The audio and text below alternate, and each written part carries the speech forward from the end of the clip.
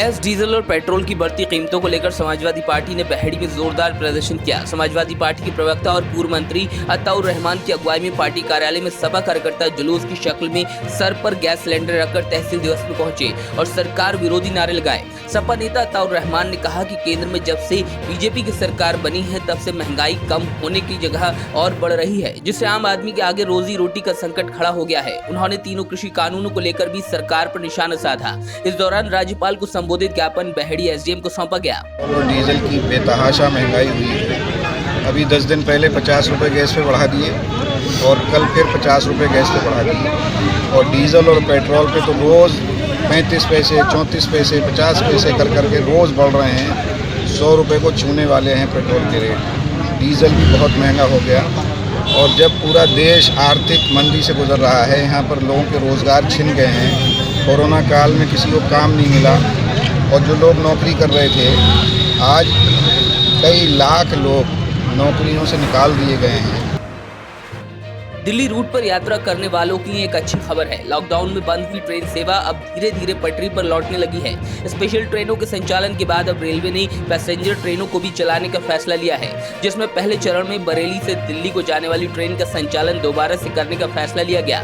ये ट्रेन अपने पूर्व समय शाम को 5:15 पर ही जंक्शन से रवाना होगी, लेकिन इस बार ट्रेन का नंबर बदल दिया गया है। पहले ये ट्रेन 54075 और 54076 नंबर से संचालित होती थी, मगर अब ट्रेन का नंबर 04303 और 04304 होगा। फिलहाल ट्रेन के संचालन की अभी निर्धारित तिथि रेलवे ने घोषित नहीं की है।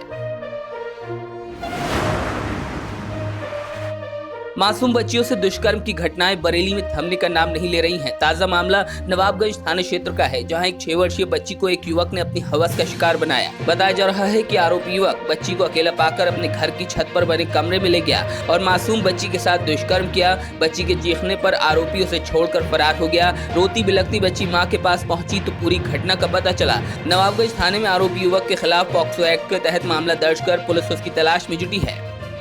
थाना क्षेत्र नवाबगंज में 14 फरवरी को एक बालिका एक परचून की दुकान पर सामान खरीदने गई थी, जहां पर परचून के दुकानदार ने उस नाबालिग लड़की के साथ में दुष्कर्म किया। इस संदर्भ में उसकी मां के द्वारा थाना क्षेत्र नवाबगंज में 376 पॉस्को एक्ट में मुकदमा पंजीकृत कराया गया है। पीड़िता का मेडिकल और कराने के उपरांत अभियुक्त को गिरफ्तार करके जेल भेजा जा रहा है। बरेली की कॉलोनी में चोरी का प्रयास कर रहे 2 युवकों को कॉलोनी के लोगों ने पकड़ लिया और दोनों युवकों की भीड़ ने जमकर पिटाई की, जिसके बाद दोनों आरोपियों को पुलिस के हवाले कर दिया गया।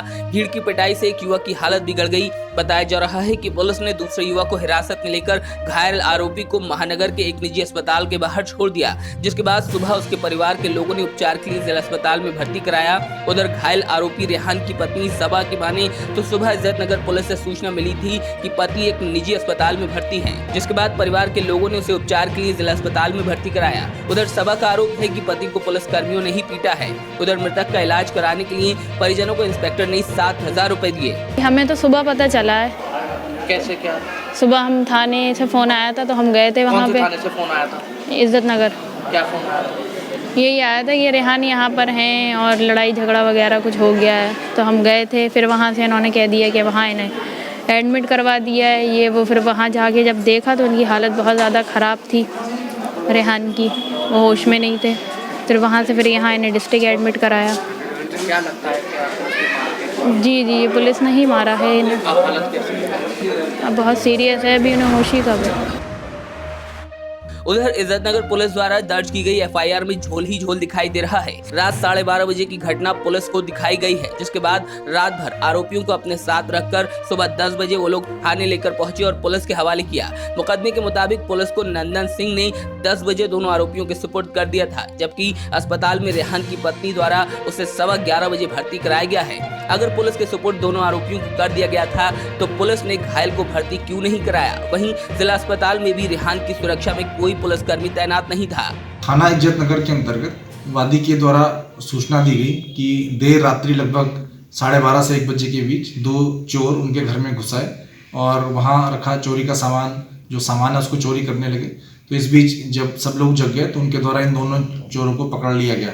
साथ ही साथ इन दोनों चोरों को वहाँ जो लोग वहाँ मौजूद थे उनके द्वारा मारपीट भी की गई। इसके बाद चोटिल होने पर जब वहाँ पुलिस पहुंची तो इनको वहाँ हॉस्पिटल पहुंचा दिया गया।